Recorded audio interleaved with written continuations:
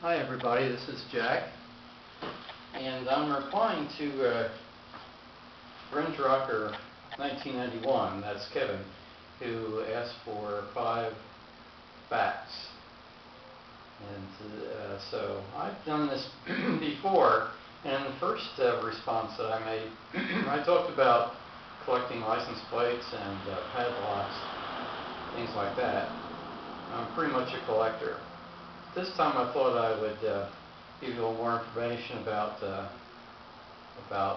my family and the times that they were brought up in.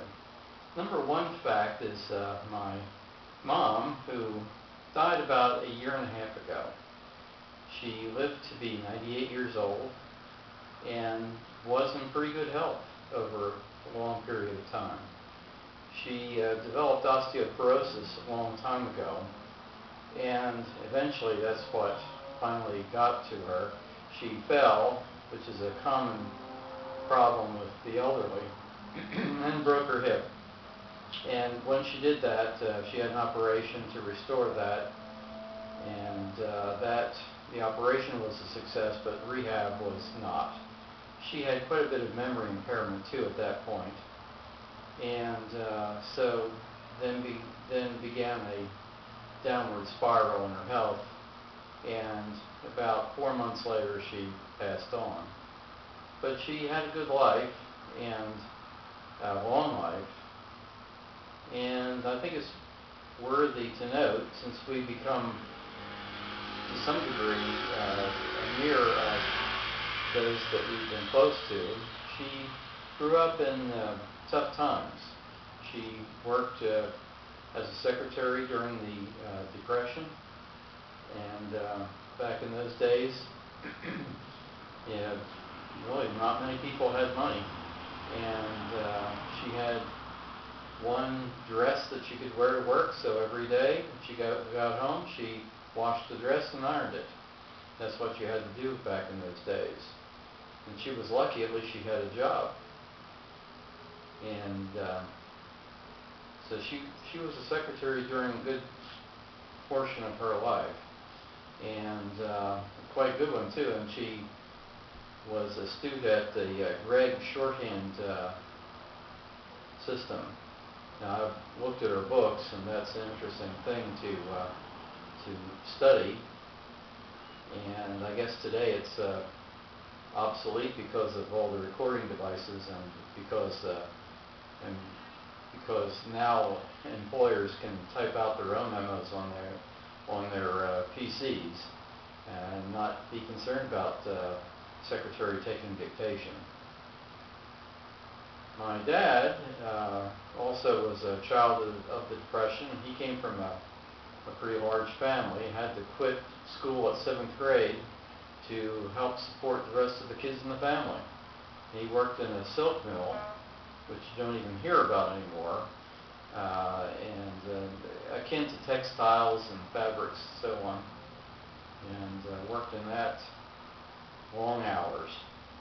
And when he contributed the amount of his pay back to the family, and he got a nickel for his trouble on the weekend, so he could go to the movies. That was his one outlet.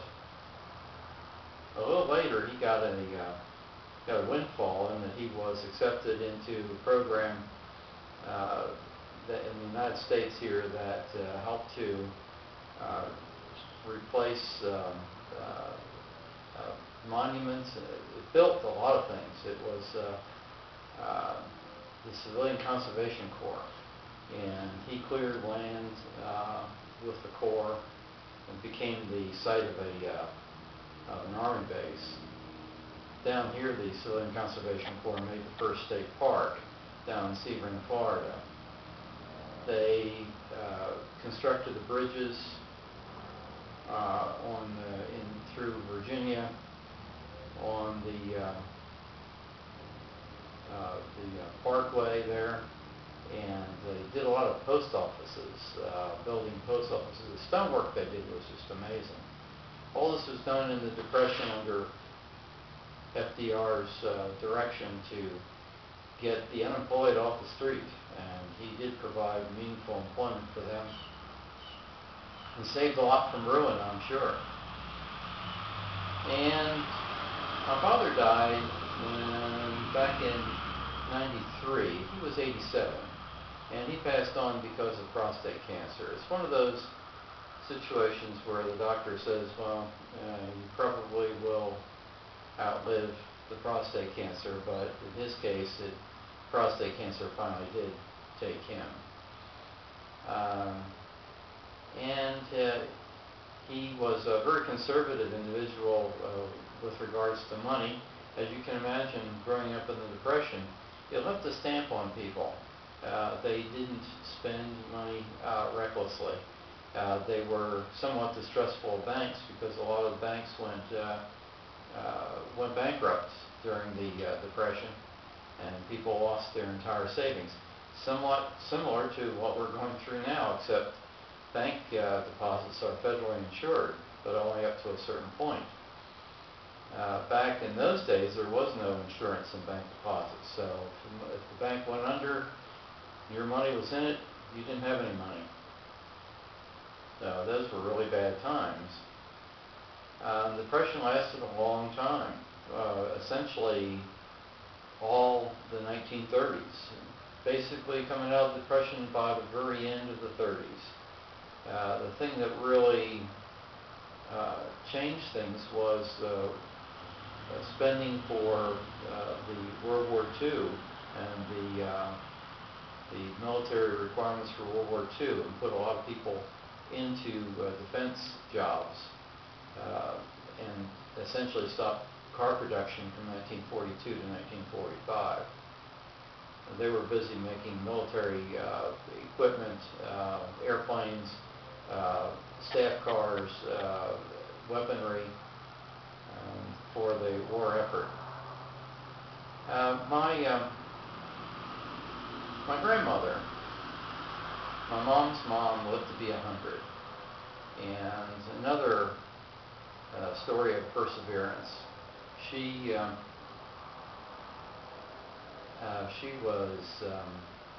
had a keen mind all the way up to the very end. Amazing individual. And oddly enough, breast cancer is what did her in. You wouldn't expect that from someone in that age range of 100, but it's what did her in. And what a wonderful person she was. Her husband died, my grandfather died before I ever came on the scene. He died of a stroke. This would be number 4. My grandmother's number 3, my grandfather's number 4.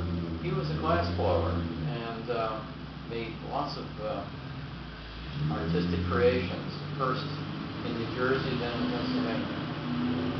And he was the shopper and the gardener in the family. But he left, and he died. He left my grandmother with three youngsters to raise, 4 youngsters to raise, and that was a big responsibility.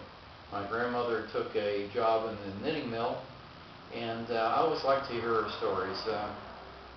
She was the kind of person that in the knitting mill that everybody would go to with their troubles, and they'd be looking for advice from Katie. That was her name, Catherine with the K, K-A-T-H-R-Y-N. So everybody came to Katie for advice. Katie never turned anybody away from her door. Somebody came and needed something to eat. Well, she was always ready with something to eat, even though they didn't have much themselves. And I always remember she was really a favorite of mine to go visit her. And I remember she was talking to the milkman who had a serious speech impediment. And something that back in the day somebody probably could have made fun of, but not Katie. Katie took her time to understand everything that he said. It was laborious, but she treated him with ultimate respect. And we're talking about the 1950s, and a time when there wasn't an awful lot of respect out there in the real world. And I also want to talk about my aunt, my mother's sister. She was really a fun individual. She always forgetful though. She wouldn't quite know where her keys were, so you have to go on a hunt to find her car keys. She was always a fun individual to have around, and she she actually taught me to drive, I would say. She let me shift gears for her in her 48 Plymouth, and that's how I learned the shift pattern. And I backed her car around when she was visiting so she could make an exit. And one time she parked the car in front of the house instead of the alley and back, and I decided to get the car all set for her. And so I started up the car and put it in low gear and let the clutch out. Well, the car started to move, started to go down the road. And my aunt was there, and she's running next to the car, making frantic gestures, turn the ignition off. So I did, and there was no problem, so it didn't crash or anything, but it was one of my early experiences in learning to drive. I was probably about 10 at the time. So that's a fond memory, and that's the kind of nice thing you like to remember about people. And what happened to her is she developed Alzheimer's, and that was a sad way to go. And unfortunately, I could see her make that journey. I lived in Florida, she lived in Pennsylvania, but whenever I go up there and try to help her out, and her cousin, my cousin too, was able to get somebody to live there in the house with her, and we were able to do that for a period of time until finally she did need nursing home care. And I saw her go downhill. No, the nursing home actually did a wonderful job, but this can be a very long, debilitating struggle. And I watched her go from that very vibrant, fun person, it was always great to have around, to somebody who was really a mere skeleton of her former self. In fact, she almost became skeletal. She probably didn't eat much at all towards the end, and she only made noises.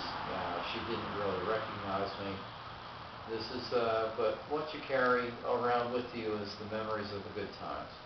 So these are the people that were very influential in my life, and so I think you can probably see some characteristics on me that might have stemmed from my association with them.